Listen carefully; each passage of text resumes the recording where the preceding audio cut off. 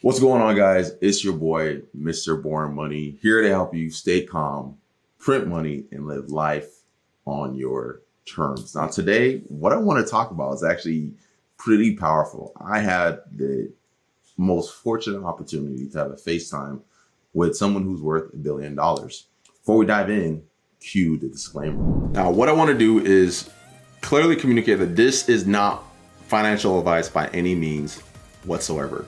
All I'm doing is sharing what's worked for me, some of the investment principles that I've learned over the years, and this is for pure entertainment purposes. If you're seeking financial advice, if you have issues with your own portfolio, seek a financial advisor, somebody who's licensed and who's qualified to be able to meet you at your unique needs. This is just for educational purposes and entertainment purposes only.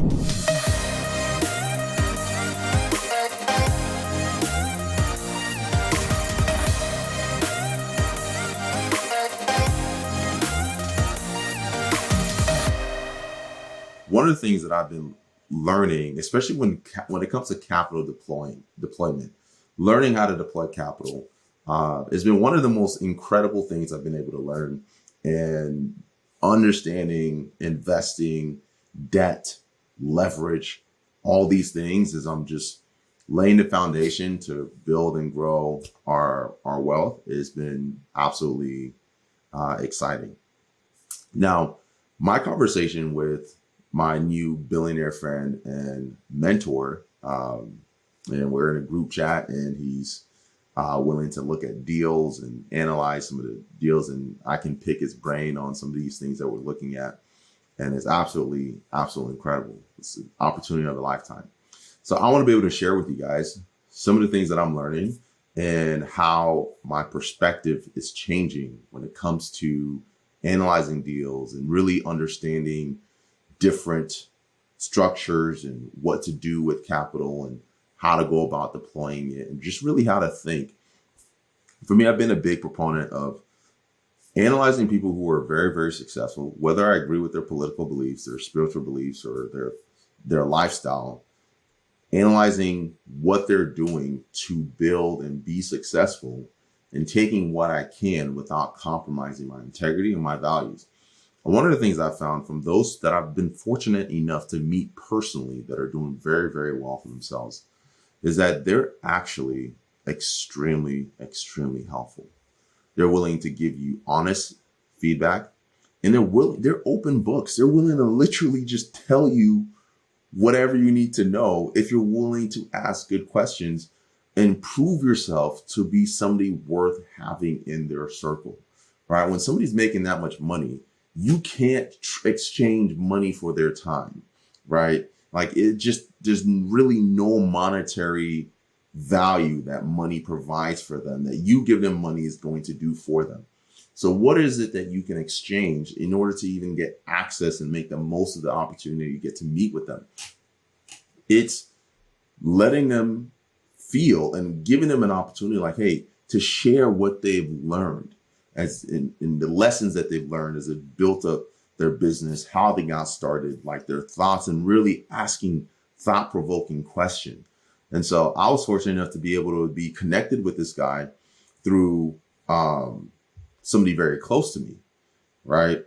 And as I connected with him, I was asking him these questions, and he was like, man, you have such a good business that you built for yourself, right? He was talking about our real estate portfolio and the way that I'm analyzing deals. I was just picking his brain, and he was asking me questions about our portfolio and questions about the deals that I'm looking at, and questions about, how we have some of these things structured and what we're doing. And I just gave him my entire plan. Like, hey, this is what I want to do for 2023. And these are my plans and the moves that I'm looking to make.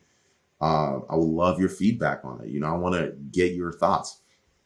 One of the things he said that was really powerful, because he was saying this to, it was me and my brother that were having this conversation. And he was like, a lot of people are trying to structure their real estate in a way where it saves them a ton of money on taxes, right? But you have to sit down and look at how much money you're actually making on the dollar, right? Are you making 67 cents on the dollar, right? Versus keeping the whole dollar because you're trying to take deals that show losses on paper just so that you can make 67 cents on the dollar instead of 40 cents on the dollar, but then keep keep the entire value of the cash flow that's being produced by your property. So one of the things that I'm learned from him is like, really understand how to analyze your actual return, right? Not your future return. Like, analyze what is your actual return? What is that actual return that you're going to be getting today, tomorrow, this year, not 10, 20 years from now, right? So the way he was talking is like, the deal and what you're doing has to make sense today so that it makes great sense tomorrow, a year, or 10 years from now. So if the deal on paper doesn't make a ton of sense today, don't try and make it work by trying to say, oh, you know, like if I take a loss on this property, you know, I can write it off and then have more money that I save, or essentially be able to keep more money. But it's like, but you're losing on this deal. If it doesn't make sense today monetarily, then it doesn't make sense in the future, right? You can find deals and structure deals in a way where it produces great cash flow, you get great returns and great appreciation without having to sacrifice and tolerate negative cash flow, especially when you're building a base for yourself. This is one of the most important times as you're building your portfolios. Like, you want to have a solid base of cash flowing assets. What's going on? I wanted to take this time to quickly interrupt this video or this podcast. If you found this helpful and you're interested in getting started investing on the blockchain, we have an incredible program called the Born Money System inside of our Wealth Sanctum. What we do is we'll guarantee you'll produce cash flow within the first 30 days of setting up your first digital cash flowing real estate on the blockchain, or you don't pay. So if you're interested in that, there'll be a link somewhere in the show notes for you to be able to apply and schedule a free strategy session where we can look at your portfolio, look at your financials, and figure out what would be the best and most efficient way to deploy capital on the blockchain to guarantee cash flow. Hope to see you on the inside. Back to the show. And there's like 3 tiers that we talked about. And it's funny because I was having this conversation with my brothers and then meeting somebody who is at this level. He's like, you have your cash flowing base, you have your cash flow neutral, and then you have your cash flow negative. And each tier is for a different reason, right? At the top of the pyramid, those are more like high-end properties that you're not going to be making a ton of cash on like today or monthly, but they appreciate an immense amount. And when you sell it, you actually get a massive payout, more than you would if you were just renting it out and collecting monthly rents on it, right? And then you have your cash flow neutral, where these are producing enough cash flow just to cover all expenses without you having to come out of pocket additionally, right? Now, those are great if you're already a high income earner and you're focused on building a portfolio that's going to appreciate and build equity over time,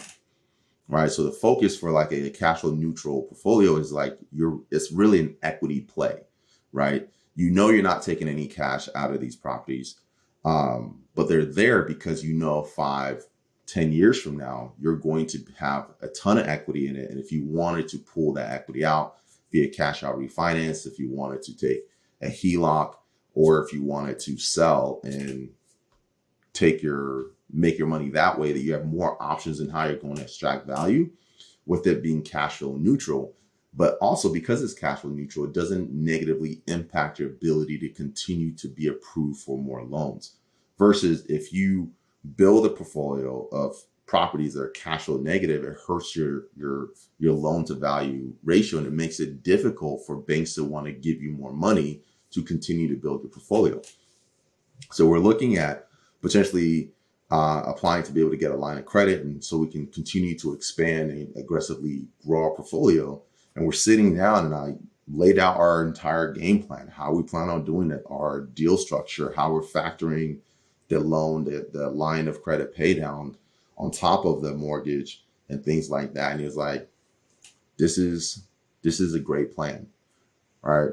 And it's important when you're knowing and you're analyzing some of the things that you're doing when it comes to building your portfolio and growing your wealth, first thing you got to be able to do is, one, you have to understand, like, what are you doing? You know, what do you need out of it? And understand really the financial economics of deploying capital into anything, right? The same skills that I built deploying capital on the blockchain have really translated perfectly, even better, into analyzing deals in real estate. And the paranoia that I had, and I still have deploying capital on the blockchain, actually helps me a ton in real estate, because a lot of people, when they start out in real estate, because it's so secure, there's a ton of regulations around it. You can invest really knowing that, you know, worst case scenario, I mean, you're very rarely do people get like scammed out of deals in real estate, right? But on the blockchain, it happens all the time. So I'm a lot more pessimistic in my forecasting of my returns on the blockchain, because it's so volatile. Anything can change, anything can happen. So when I take that attitude towards real estate, I'm a lot more conservative with my estimates. I'm a lot more conservative with the numbers that I'm looking at, and I'm factoring in everything. Whereas most people, and you're saying most people, when they get started, they're looking at their gross rents and they're thinking about just their mortgage payment and the difference between the two, and thinking that's their cash flow. That's not your cash flow.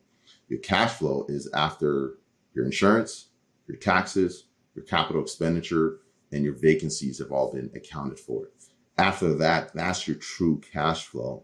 And because I've been analyzing our deals and making our investments based on like the true cash flow number, like what is the cash flow after all these expenses are accounted for, we have a very strong portfolio. And it was looking at it as like, wow, this is great. And so he's actually taking that plan and submitting it to their private bank so that we can get access to more capital to be able to deploy and continue to grow and build our portfolio. So it's just very, very cool being able to pick his brain and just have those kind of feedback. And I think too many people have too much ego and have a hard time asking for help and have a hard time taking feedback, right? One of the most important things you can do for yourself is let go of your ego, right? Be willing to sacrifice your ego for long-term success and long-term satisfaction, right? When I come into a situation, especially when I'm talking to people who are well and beyond my level in terms of success, I'm like, I just want to learn what you're doing, right? I want to learn where you came from. I want to learn how you think. I want to understand, like, how do you view the world? How do you analyze opportunity? How do you analyze risk, right? Look at what I'm doing. Like, I want to get your feedback. And if you can have that attitude when it comes to life in general, not only are you going to build better relationships, you're going to be able to surround yourself with people who actually want to help you because you are a student, right? And I'm very, very grateful. So as I continue to learn more and get more feedback from this guy, I want to be able to share it with you guys because it's absolutely incredible. And it's one of the most exciting things that's happened to me in a while. So excited to see where this goes and bring you guys along on this journey. Till next time, stay calm, print money, and live life on your terms. If you found this video helpful, chances are you're going to find a ton of value in our Boring Money community, where I'm in there live, actively sharing articles, market updates, and just educating you on what's going on in the market real time. So if you don't want to wait for another one of these episodes or another video training to come out, and you want to have live updates on what's happening in the market, go ahead and join the Boring Money community, where you can have access to us and be able to ask any questions that you want, and potentially even get featured in an episode. Till next time, hope to see you on the inside.